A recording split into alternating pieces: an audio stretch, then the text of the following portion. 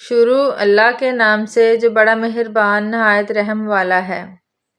نبی کریم صلی اللہ علیہ وآلہ وسلم نے ایک چادر میں نماز پڑھی جس میں نقش و نگار تھے۔ آپ صلی اللہ علیہ وآلہ وسلم نے ایک مرتبہ دیکھا، پھر جب نماز سے فارغ ہوئے تو فرمایا کہ میری یہ چادر ابو جہم عامر بن حذیفہ کے پاس لے جاؤ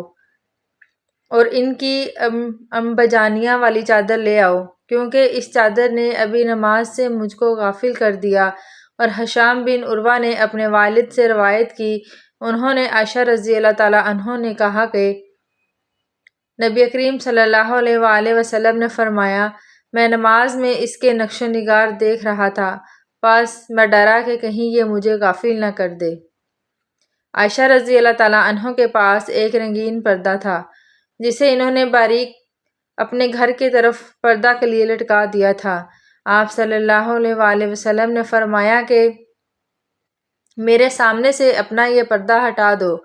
کیونکہ اس پر نقش شدہ تصاویر برابر میری نماز میں خلل انداز ہوتی رہی ہیں۔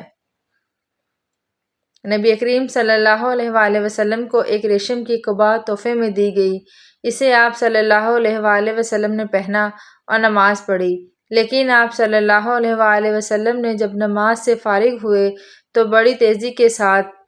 اسے اتار دیا، گویا آپ صلی اللہ علیہ وآلہ وسلم اسے پہن کر ناگواری محسوس کر رہے تھے۔ پھر آپ صلی اللہ علیہ وآلہ وسلم نے فرمایا، یہ پرہیزگاروں کے لائق نہیں۔